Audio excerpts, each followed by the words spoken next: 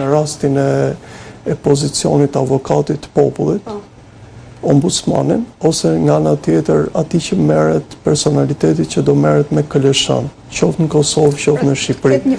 Pra një marrëveshje, të ketë një marrëveshje absolute.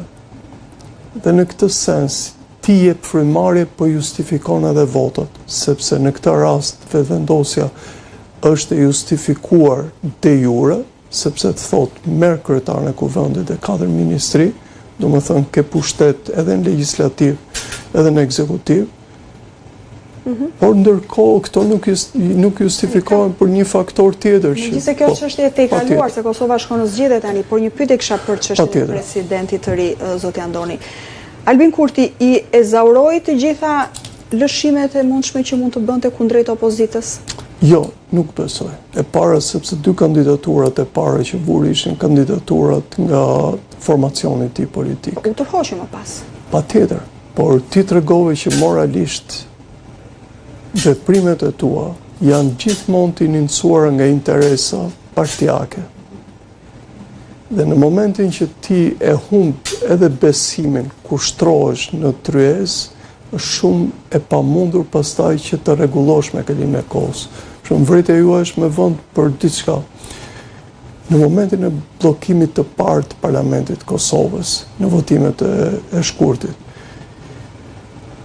zotit Kurti dhe tjerëve ishtë propozuar lëre kandidaturën e zotit Glau Konjufca si kryetari i kuvendit. E jo vetëm nuk e bëri këtë, por me kokëforci të jashtëzakonshme, mbas 2 kandidaturave që dieshin që nuk do kalonin, vendosi pastaj zonjë që sot është kryetare e kuvendit të Kosovës, Albulena Axhiu. Dhe duke ditur shumë mirë që opozita nuk do e votonte, duke ditur shumë mirë që edhe minoriteti patjetër që nuk do e votonte, atëherë pse duhet vazhdimisht të bësh diçka që të tatosh politikisht pjesën tjetër kur ti e ke këtë pushtet kaq të madh? Por dhe nga ana tjetër opozita i ezauroi të gjitha përpjekjet e saj për ta nxjerrë vendin nga kriza politike dhe institucionale apo bë pjesë? Ata janë fajtor pa aq sa zoti Kurti, në mos edhe më shumë. Për një arsye të madhe, është e pamundur që në Kosovë mos të ketë autoritete morale. Është e pamundur në Kosovë që ti mos të kesh vizion që në momentin që e futur në zgjedhje, se cilët do jenë kandidaturat e tua. Është e pamundur që opozita në Kosovë mos ketë bërë hulumtimet e saj për personalitetet të cilët mund të mbajnë këtë barë, qoftë nga shoqëria civile, nga bota akademike, po dhe individ të tjerë. Shumë mund bëhe shumë mirë rasti i cili u propozua Kosovës, por që prap kishte një përfolje të vogël, sepse individi vetë u mundua të qëndronte larg. Dhe kjo ishte nga një pjesëtar i familjes Jashari, është komandanti i forcave. Zoti Murat Jashari. Po. Është jo vetëm personalitet, jo vetëm i ka dhënë një lloj fizionomie të mirë ushtrisë Kosovës, por dinjitetin e familjes, të profesionit dhe të individit me integritet mund të shfrytëzohej. Dhe përpjekja më e madhe duhet ishte përpjekja që t'i mbushej mendje. Qartë.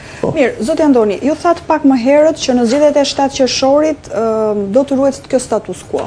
Pra vetëvendosje fiton, por me rezultatin e 28 dhjetorit, që ishte një rezultat shumë i mirë për këtë forcë politike, aq sa ajo arriti ta formojë qeverinë e vetme, apo me atë të 9 shkurtit? Kjo është pyetje shumë e mirë. Në ditët në vazhdim, përkundrejt mënyrës se si do reagoj publiku, deri tani shenjat e publikut janë shenja të një lodhje shumë të madhe. Që do të përfshin në pjesëmarrje të ulët? Në pjesëmarrje të ulët. Dhe këtë peshë mund ta zëvendësoj diaspora e Kosovës. Dhe në këtë rast unë them, ky është ai momenti që vetëvendosja mund të qëndrojë në këto pozicione, por prapë në mendimin tim nuk është se do e ketë aq lehtë ta kaloj 50%. E para sepse partitë e opozitës besoj në këto 30 ditë do kenë menduar alternativa të tjera për të qasur, por besoj tashmë që edhe faktori huaj do bëhet diçka e më shumë aktiv. Dhe tu kam në kokë vetëm ambasadën gjermane, sepse emisaret amerikanë janë. Zoti Andoni, faktori ndërkombëtar, duke sikur ka qenë pasiv për këtë situatë gërshët e zgjatur. Kjo është një nga lajmet më të këqija për Kosovën. Gjithmonë më shumë diskursi i Kosovës është shumë vend të pakët, por keni parasysh sot Europa është gati para probleme ekzistenciale. Dhe nuk kemi çfarë të kërkojmë më shumë për Kosovën. Tregon se ka një lodhje të faktorit ndërkombëtar ndaj kësaj krize? Por mos të harrojmë dhe një element tjetër që vetë faktori ndërkombëtar është i lodhur me problemet brenda rrallëve të tyre, do të thënë politikat e paraardhësve.